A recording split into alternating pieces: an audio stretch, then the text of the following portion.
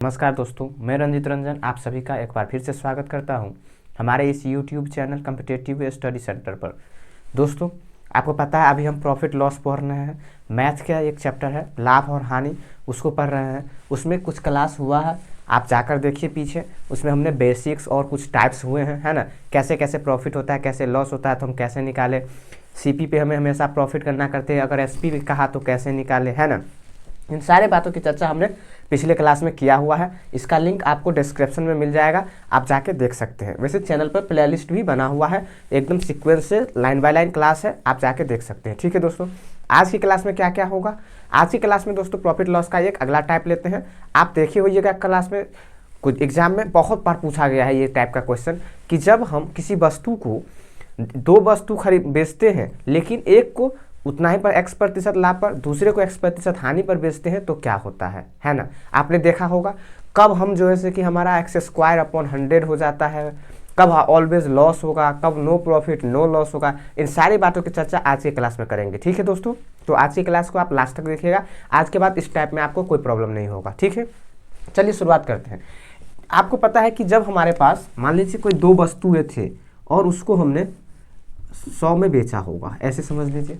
दो वस्तुओं को हमने 100 रुपया में बेचा है, 100 रुपया में, और एक को हमने X% के लाभ पर बेचा है, प्रॉफिट पे, और एक को हमने X% के लॉस पे बेचा है। ठीक है, तो क्या होगा।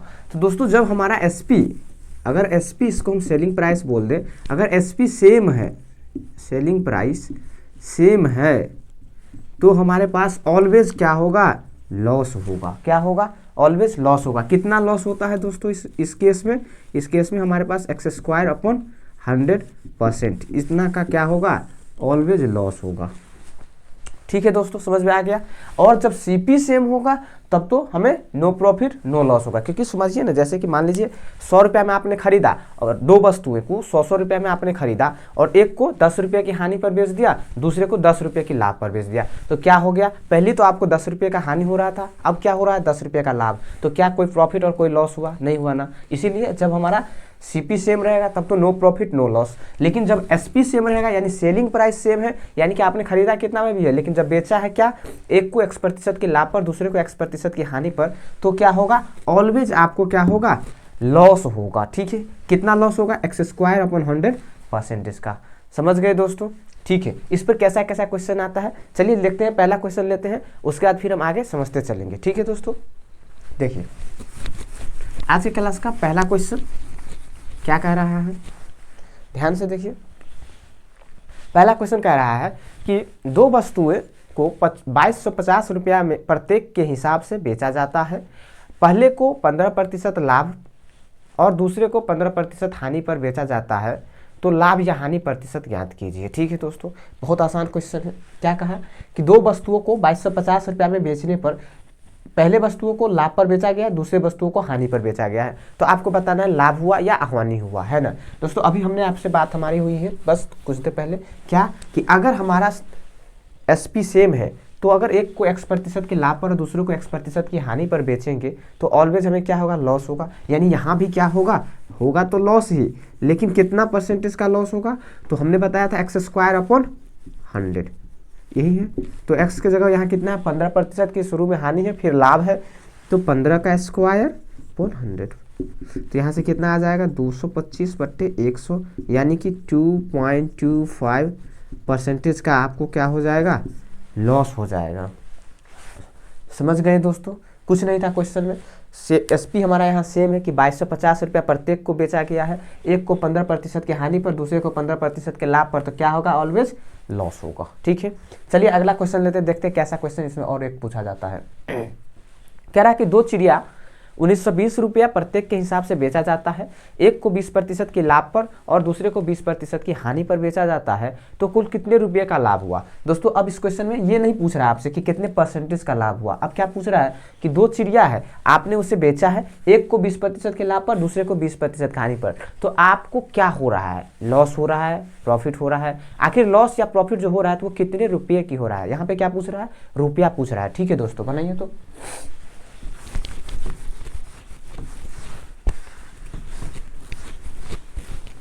बनाइए, बहुत ही आसान क्वेश्चन है।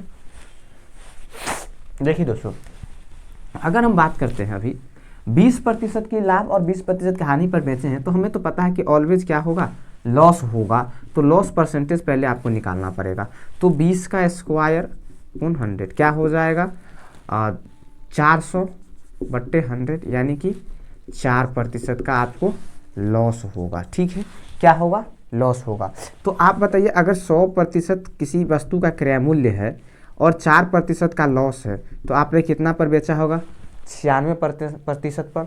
जब 96% बेचे हैं तो आपको पैसा कितना आया है, 1920 रुपया, है ना। लेकिन आप तो 2 वस्तुएं बेचे हैं, तो 2 × 1920 यही होगा, है ना। आपसे क्या पूछा, लॉस 4% का वैल्यू पूछा है। तो दोस्तों क्या हो जाएगा, 2 × 1920/96 × 4 यही हो जाएगा। इससे भाग कर दिए तो 1% का मान आ जाएगा। 4% का निकालना है तो 4 से गुना कर दिए। अब यहाँ से देखिए, 4 से इसको काटिए तो कैसे जाएगा, 14 चौका 96, इससे कटेगा 7, 7 से ये कटेगा, क्या कटेगा, 7 दूना 14, 5 52, 7 7 49।